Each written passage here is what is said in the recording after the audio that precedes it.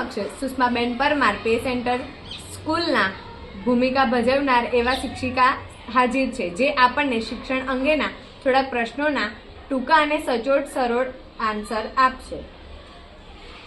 નમસ્કાર મેમ. નમસ્કાર. તમારા અંગે આજના વિદ્યાર્થીઓમાં આત્મવિશ્વાસની કમી કેમ દેખાય છે? આજના જે વિદ્યાર્થીઓ છે એને ઘરેથી જ અમુક બાબતો માટે વધુ ને વધુ ટોકવામાં આવે છે કે જેના કારણે એનામાં જે આત્મવિશ્વાસ હોવો જોઈએ કે હું આ કરી શકીશ, હું વાંચી શકીશ, કે હું લખી શકીશ, એ વસ્તુ એના મૂળમાં જ હોતી નથી. તો અમે અહીંયા અમે જે પણ ટીચરો છીએ એ અમે પહેલાં તો ફર્સ્ટ પ્રેફરન્સ એવું જ છે કે જો બાળકમાં આત્મવિશ્વાસ હશે તો જ એ ભણી શકશે.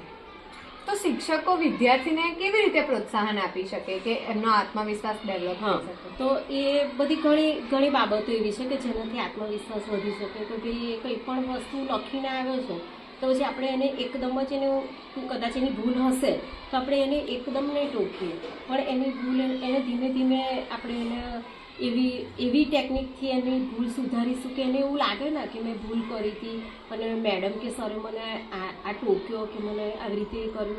જો આપણે પહેલાં જ એમ કહીશું કે આ ખોટું છે, ચાલ આ નહીં બરાબર લખ્યું, તો એને શું થશે કે મને તો બરાબર આવડતું નથી. પણ આપણા આત્મવિશ્વાસ વધારવા માટે આપણે પહેલાં એને એવી રીતે નિગ્લેક્ટ નહીં કરીએ. એ આત્મવિશ્વાસ વધારવા માટેના બહુ બધા આપણે ધારો કે ગુજરાતી છે તો લખીને, ગણિત છે કે તો દાખલા ગણીને આવે તો એકદમ જ એને એ નહીં કરીએ, પણ એને ધીમે રહીને આપણે જે પદ્ધતિ ધીમે રહીને છે કે એનો આત્મવિશ્વાસને ઠેસ ના પહોંચવું જોઈએ. પણ એ આત્મવિશ્વાસ ડેવલપ થતાં તે ઘણીવાર નિષ્ફળ થશે, તો તેને નિષ્ફળતામાં સાચવવું કેવી રીતે? વિદ્યાર્થીનું મન બહુ નાજુક હોય છે, ઘણી વખત તે નિષ્ફળતાને કારણે તૂટી જતો હોય છે, તો તેવા સમયમાં તેને કેવી રીતે સાચવવું જોઈએ? હા, એટલે ઘણા વિદ્યાર્થીઓને એવું જોવા મળે કે ભાઈ ઘણીવાર પ્રયત્નો હોવા છતાં કે એ યાદ ના રાખી શકે, કે કોઈ પણ વસ્તુ વારે વારે રિપીટ કરીએ પણ એને યાદ ના રહે, ત્યારે કેવું કે અમુક એવા મહાવરા કરવા પડે કે ભાઈ એ ઘણા બાળકો હોય કે જે જલ્દી શીખતા હોય તો એની જોડે એને એમ થાય કે એને આવડ્યું મને ના આવડ્યું, એવી રીતે નાસીપાસ થાય છે ઘણીવાર કે મને નહીં જ આવડે, મેડમ સર મને આ નહીં આવડે, મને લખતા નહીં આવડે, મને વાંચતા નહીં આવડે, કે પછી મને આ દાખલો નહીં આવડે, એવી રીતેનું ઘણીવાર નાસીપાસ થાય છે. પણ એના માટે આપણે કેવું કે એના મા બાપ જોડે પણ આપણે કન્સલ્ટિંગ કરી શકીએ કે ભાઈ તમારા બાળકને તમે ઘરે પણ આવી રીતે પ્રોત્સાહન આપો કે તમે એને ઉતારી ના પાડશો. ધારો કે નબળું છે ભણવામાં તો આપણે એના માટેના ઘણા બધા પ્રયત્નો કરી શકીએ. પહેલું તો આત્મવિશ્વાસ જ છે, જો એનામાં આત્મવિશ્વાસ હશે તો એ આગળ વધશે. બરાબર છે. હવે તમે જેમ કીધું કે ઘરેથી પ્રોત્સાહન આપવું જોઈએ, પણ બધા વાલીઓ તો એવું જ ઠેરાવે છે કે આખો દિવસ સોશિયલ મીડિયામાં પડી રહે છે ને એના કારણે આ બધું થાય છે. તો તમારા મત પ્રમાણે સોશિયલ મીડિયા જો એમને હેલ્પ કરે છે કે તેમના ભવિષ્યમાં બગાડો લાવે છે? મારા મત પ્રમાણે તો સોશિયલ મીડિયા એ કોઈ પણ જાતની હેલ્પ નથી. ઇવન કે સ્કૂલમાં ધારો કે કોઈ સોશિયલ મીડિયા દ્વારા અમે કંઈ વાર્તા બતાવીએ કે કોઈ પણ શૈક્ષણિક કોઈ પ્રકરણ બતાવીએ તો એ વસ્તુ યોગ્ય છે, પણ જો બાળકના હાથમાં ડાયરેક્ટ જ ફોન આવશે અને સોશિયલ મીડિયાનો એને ખબર જ નથી કે સોશિયલ મીડિયા કેવી રીતે કઈ પોસ્ટ છે કે ભાઈ કયો વિડીયો છે કે શું જોઈ રહ્યો છું, એ મા બાપ તો એટલા વ્યસ્ત છે કે જેને ખબર જ નથી કે બાળક અંદર શું જોઈ રહ્યો છે. તો આ સોશિયલ મીડિયા એને એકદમ એના હાથમાં ના આપી દેવાય. એ શું જોઈ રહ્યો છે કે એ બધી પ્રવૃત્તિને આપણે ધ્યાન રાખવું જ પડે મા બાપ. પણ ઘણા એવા પેરેન્ટ્સ છે જે શિક્ષિત નથી હોતા અને તેમને ખબર પણ નથી કે તેમનો બાળક કરી શું રહ્યો છે, તો પછી એમને કેવી રીતે ખબર પડે કે એમના છોકરાને તેમને સોશિયલ મીડિયા આપવું કે ન આપવું?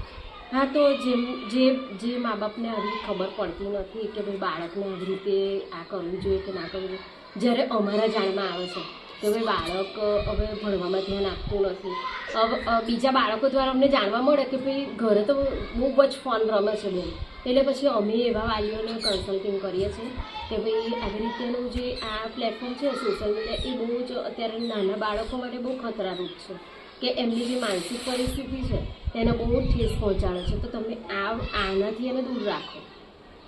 અને પછી પેરેન્ટ્સ માને છે ખરા કે ભાઈ બેન સાહેબ જે કરો તમે પહોંચી એ સાચી જ વાત છે, અને એનાથી દૂર કરી શકો. સોશિયલ મીડિયા દ્વારા શું સમય વ્યવસ્થાપનમાં થોડું આઘું પાછું થાય છે ખરું, એટલે કે સ્કૂલનું રૂટીન છે બરાબર, પછી એના પછી એમને કંઈક વર્ગ કાર્યમાંથી જે હોમવર્ક મળ્યું હોય કે પછી કંઈક વાંચવા લખવાનું હોય, એ બધા સમય વ્યવસ્થાપનમાં થોડું કંઈ થાય ખરું? થાય, કારણ કે ઘરે જઈને જો એના ફોનમાં ઇન્ટરેસ્ટ એકવાર પડી જાય નાના છોકરાને, એટલે એ શું કરે કે એનો હોમવર્ક આપ્યું હોય તો પછી બીજા દિવસે બહાના બીજા કાઢશે. તો બીમાર થઈ ગયેલો, મને પેટમાં દુખતું હતું, મને હાથ દુખતો હતો, કે ભાઈ કોઈ પણ જાતના બહાના કાઢશે. તો આ તો એક સમસ્યારૂપ થઈ ગયું ને, તો સમસ્યારૂપ જ આના છે. માટેનું કોઈ સારું એવું તમારા મત પ્રમાણે એવું કે ભાઈ એ જે એલાવ કરું છું કે ભાઈ નાના બાળકો જે છે 14 વર્ષ સુધીના જે નાના બાળકો છે પ્રાથમિક શિક્ષણ લઈ રહ્યા છે, તો એના હાથમાં સોશિયલ મીડિયાનો કોઈ અલગથી કોઈ સ્ત્રોત હોવું જોઈએ, કે ભાઈ ઘરે પણ એ રીતેની કાનૂની વ્યવસ્થા કરવી જોઈએ કે ભાઈ કોઈ જાતની એના હાથમાં કોઈ સ્ત્રોત ના હોવો જોઈએ તો જ એ ભણી શકે. પણ અત્યારના બાળકોને જો આપણે કંઈક કહી પણ દઈએ ને તો તે તેમના મગજમાં ભરી લે છે અને તેમાંથી તેમને તણાવ અનુભવતા હોય છે. તો પછી તેમને કેવી રીતે સમજાવવું, કઈ પદ્ધતિથી કે જેથી તેઓ તણાવ પણ ના અનુભવી શકે ને સમજી શકે કે ના મારા હિત માટે કહી રહ્યા છે આ લોકો? એ આ સોશિયલ મીડિયાનું જ કારણ છે વધારે, કે ભાઈ સોશિયલ મીડિયામાં જેટલા કનેક્ટ છોકરા થઈ રહ્યા છે એટલા એમના માઇન્ડ વધારે પડતા ડેવલપ અને સેન્સિટિવ થઈ ગયા છે, કે જેનાથી એ કોઈ પણ પરિસ્થિતિ હોય ને તો એકદમ જ જનૂની એમનામાં વર્તન આવી રહ્યું છે. અત્યારે અમારા પ્રાથમિક મારા લગભગ 25 વર્ષ થાય, તો મારા જે 10 વર્ષ પહેલાંના જે બાળકો હતા અમારા પ્રાથમિક શિક્ષણમાં, તો એ 10 વર્ષ પહેલાંના બાળકોની માનસિક પરિસ્થિતિ એકદમ બાળક જેવી હતી, કે જે અત્યારે નથી. અત્યારે જો 6 થી 8ના બાળકો છે તો એ બાળકોમાં જનૂની છે, પછી ના માનવાની એવી બધી પ્રવૃત્તિ આવી ગઈ છે.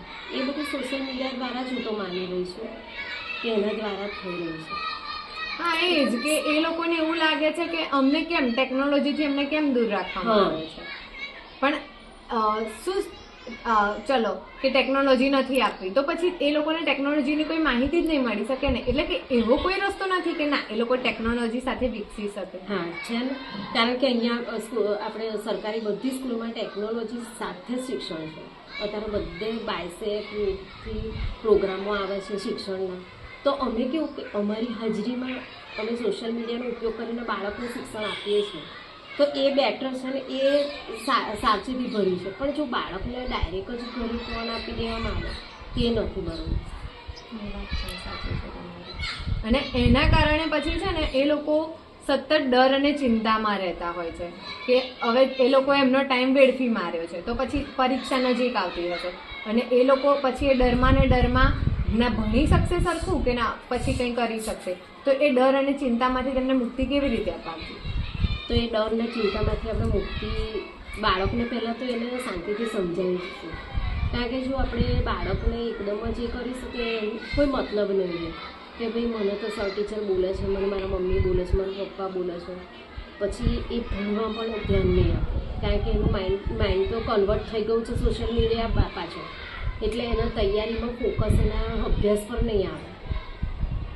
એટલા માટે અમે ટીચર્સ તરીકે તો ઘણી બધી આવી બાબતો જ્યારે જાણવા મળે કે ભાઈ બાળક અતિશય ગરકાવ થઈ ગયું છે સોશિયલ મીડિયાના એમાં, તો અમે એના વાલી દ્વારા કે પછી અમે બનતા પ્રયત્નો કરીએ છીએ. અમે એવી વિડીયો ક્લિપ્સ બતાવીએ છીએ કે ભાઈ તમે જો વધુ પડતા મોબાઈલનો ઉપયોગ કરશો તો પહેલું તો નાના બાળકોને બધી રીતેની અસર કરે છે. એના જે સેન્સિટિવ કિરણો છે એનાથી ઘણા બધા ગેરફાયદા પણ છે. તો એ બધી અમે ક્લિપ બતાવીએ છીએ કે ભાઈ આવી રીતેની ક્લિપ જો આ રીતેનું છે, એટલે તમે પણ આનો ઉપયોગ કરો ના, પણ આપણે કેવું કે એનો ઉપયોગ ફક્ત શિક્ષણ માટે કે કંઈક સારી બાબત આપણે જાણવી છે તો એ સોશિયલ મીડિયા બેટર છે. તો પછી તેમનામાં એટલા તો મૂલ્યો કેળવવા જ જોઈએ ને કે તેમને સારું શું છે અને ખોટું શું છે અને પોતાના હિત માટે શું છે એનું જ્ઞાન મળે. તો એ મૂલ્યો કેવી રીતે ડેવલપ થશે? મૂલ્યો તો એના જે રિસેસ છે કે પછી એ જ્યારે જમવા બેસે છે ત્યારથી માંડીને સવારની પ્રાર્થનાથી એના મૂલ્યો ચાલુ થઈ જાય. તો પ્રાર્થના સવારની પ્રાર્થના છે તો સવારની પ્રાર્થનામાં આપણે ઈશ્વરનું ધ્યાન આપવું જોઈએ, એ પહેલું મૂલ્ય, કે ભાઈ સાચું બોલવું જોઈએ, કે પછી મોટાને માન આપવું જોઈએ. આપણી સાથી મિત્રો જે આપણી જોડે ભણી રહ્યા છે તો એની જોડે આપણું વર્તન કેવું હોવું જોઈએ, આપણે હંમેશા આપણા મા બાપનું સન્માન કરવું જોઈએ. એના રૂટીનમાં અમે અહીંયા લઈ લઈએ છીએ. આ 11 થી 5ના જે પણ કાર્ય હોય કે ભાઈ ધારો કે ચોપડીમાં પણ કોઈ પણ પાઠ હશે તો પછી એને અનુલક્ષીને જો કોઈ મૂલ્ય હશે તો મૂલ્યલક્ષી શિક્ષણ છે અત્યારે, એટલે અમે મૂલ્યોને એવી રીતે આવરી લઈએ છીએ. તો શું ફક્ત મૂલ્યો અને આદર્શો એ ખાલી શિક્ષણ જ કેળવી શકે બાળકમાં, માતા પિતાનો કોઈ ભાગ નથી તેમાં? માતા પિતાનો ભાગ હોઈ શકે પણ એ અમુક જ માતા પિતાનો છે, એ અમારા એના પ્રમાણે. પણ માતા પિતા તો પ્રથમ કહેવાય ને, પ્રથમ જ કહેવાય. એ જો બાળકને સારી અને સાચી રીતે આદર્શ અને મૂલ્યો કેળવશે તો શિક્ષણને ઓછું એટલું, અને શિક્ષણ તેને આગળની સાચી દિશા અને માર્ગદર્શન આપી શકશે. તો તમારા મત પ્રમાણે વાલીઓને કેવી રીતે સમજાવવું? અમે વાલી મિટિંગ કરીએ છીએ કે ભાઈ ધારો કે મહિનાના પહેલા શનિવારે કેવું હોય તો અમે વાલી મિટિંગ માટે અમે તારીખ વોટ્સઅપ પર જ લઈ લઈએ કે ભાઈ આવી રીતેની મિટિંગ છે તો તમે આ મિટિંગ એટેન્ડ કરજો. પછી એ મિટિંગમાં અમે વાલીઓને આવી રીતેનું શીખવાડીશું કે ભાઈ બાળકોને તમે અમુક વસ્તુ શીખવાડો જે બેઝિક છે કે ભાઈ અહીંયા સ્કૂલમાં છે તો દોડાદોડી ના કરવી જોઈએ, કે ભાઈ અમુક જે પ્રાથમિક છે કે કેવી રીતે બેસવું જોઈએ, કેવા કપડાં પહેરીને સ્કૂલમાં આવવાનું, ભાઈ યુનિફોર્મ પહેર્યો છે તો જ સ્કૂલમાં જવાનું. એવું તમે મા બાપ તરીકે જો એટલી બાબતો નહીં જુઓ તો પછી બાળક ક્યાં જશે? વાલી મિટિંગમાં વાલી તરફથી કેવા પ્રશ્નો થાય છે તમને? વાલી તરફથી એવા પ્રશ્નો થાય કે બેન માનતો નથી કે માનતી નથી, તો પછી અમે એમ કહે છે કે તમારું તો જો નાનું બાળક છે જે પ્રાઇમરી કક્ષામાં છે તો શું તમે એટલા બાળકને તમે કંટ્રોલ નહીં કરી શકતા? એમાં મારવાનું કે ધમકી નથી આવતી, પણ એક તમારી એવી છાપ મા બાપ તરીકે બાળક પર હોવી જોઈએ કે ભાઈ તમે તમારું એ માનો. અને તે એના માતા પિતાનું નહીં માને તો પેરેન્ટ્સ એવું કેવી રીતે આગ્રહ રાખી શકે કે એ શિક્ષકનું માને? એટલું તો પછી એ કેવી રીતે મા બાપને સમજાવવું કે જો એ તમારું નથી માનતું તો એ અમારું માનશે, એની શું ખાતરી તમને? એવા ઘણા બાળકો છે જે ઘરે કશું જ નથી માનતા પણ અહીંયા સર ટીચરનું માને છે. તો એમના માટે જે કદાચ આ મા બાપ હોય એનાથી વિશેષ કદાચ અમને એ માને છે કે ભાઈ મારા બહેને કીધું છે ને એટલે આ જ કરવાનું, મારા સાહેબે કીધું છે એટલે આ જ કરવાનું, એવી રીતેના બાળકો છે. પણ એ તો ક્યાંક ને ક્યાંક એનામાં ડર કહેવાતો હશે ને કે ઘરે તો મમ્મી પપ્પા ડર બી એક પાસું અમારું ડરનું હોય અને એક પાસું પ્રેમનું હોય. જો ટીચર્સ છે અમે કંઈ ધાક ધમકી કે મારતા નથી પણ અમારું એટલું બાળક પ્રત્યેનું એટલી સહાનુભૂતિ હોય છે કે પ્રેમય આપીએ અમે એક બાજુ, અને એક બાજુ એને થોડુંક એવું લાગે કે ભાઈ ના મારે ભણવું તો પડશે, એવી રીતે થોડું આપીએ છીએ. થેન્ક યુ મેમ, આપનો ખૂબ ખૂબ આભાર. તમે ઘણા એવા સારા અને પ્રશ્નોના સારા અને સચોટ આન્સર આપ્યા. ખૂબ આભાર. Thank you ma'am.